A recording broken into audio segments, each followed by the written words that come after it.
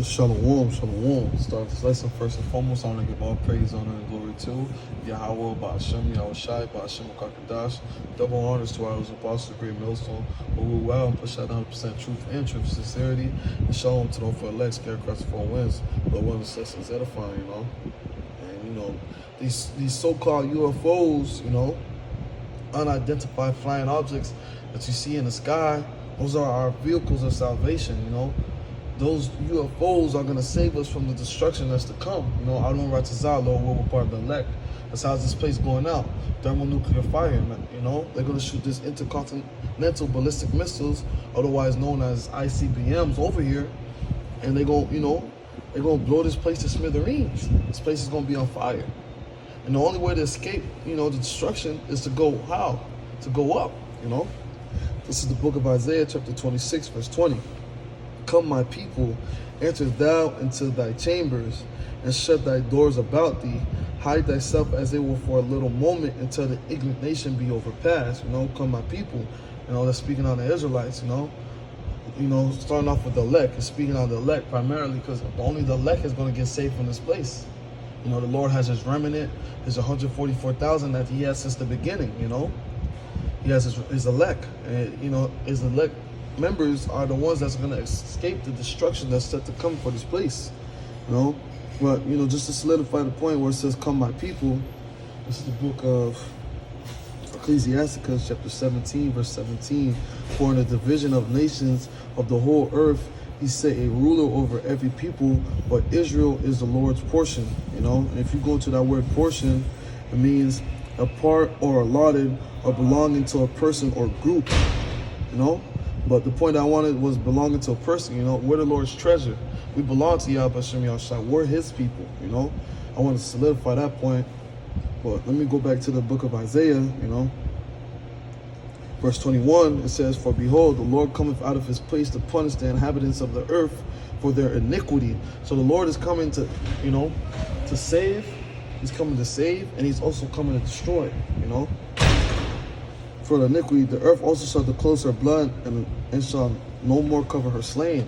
Because, our people were killed, Starting off with Esau and these other nations, our people were killed, What nation haven't gotten up her spoils, Well, let me stay let me stay on topic because I could go on.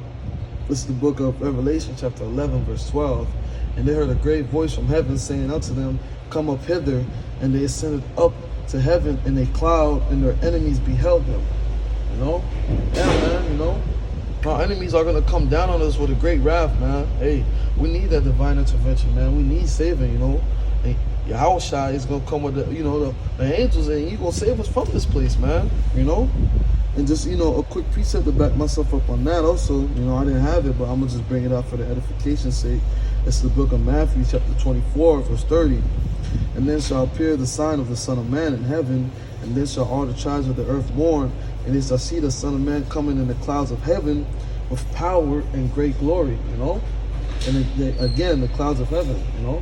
What are the clouds of heaven? This is the Psalm 104 and 3. Who layeth the beams of his chambers in the waters, who maketh the clouds his chariot. So that's when it refers to the clouds, it's speaking on those quote unquote UFOs, the chariots of the Lord, man. But the Lord is coming back, man. He's coming to save his people from this place. And our enemies are gonna be shocked.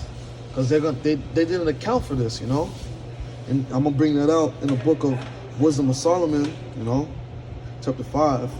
Then shall the righteous man stand in great boldness before the face of such as have afflicted him and made no account of his labors, Those people that mocked us, those people that called us crazy, those people that called us lunatics, those people that laughed at us, They made no account for our labors. They said, there's something wrong with y'all, Verse 2. When they see it, they shall be troubled with fear, and they shall be amazed at the strangeness of his salvation, so far beyond all that they look for. Wow. They didn't expect this, This is not something they accounted for, And they repenting and groaning for anguish of spirit shall say within themselves, this was he whom we had sometimes in derision and a proverb of reproach. You know, this is the guy that we made fun of, man. This is the guy that we call crazy. You know, verse 4 solidifies it. We fools accounted his life manners and his end to be without honor. You know, and that's what they think of us. They think we're crazy. You know, they think what we're saying is not true. You know, they think they can say what they want to say, but hey, the scriptures speak for themselves, man. You know, Lord's coming back with the chariots, you know, those quote unquote UFOs that Esau calls them, you know. Because hey, why does Esau call them? Because hey, it was a curse for him. That's a curse to the earth that the Lord put, you know. And I'm gonna close off on this verse right here. This is the book of Zechariah, chapter 5, verse 3. Then said he unto me, this is a curse that goeth forth over the face of the whole earth. For everyone that stealeth shall be cut off as on this side according to it, and everyone that sweareth shall be cut off as on that side according to it. You know, hey man, these chariots are a curse, man, to this earth, man. These chariots were here since the beginning. It's a curse to the earth, man. You know. And with that being said, I just want to give up praise, honor, and glory to Yahweh, Ba'ashem, Yahushai, Ba'ashem, Kakadash. Double honors to all those apostles of great millstone who will well push out the 100% truth and truth and sincerity. And shalom to the hopeful elects, carry across the four winds. But when this lesson was edifying, until the next, shalom.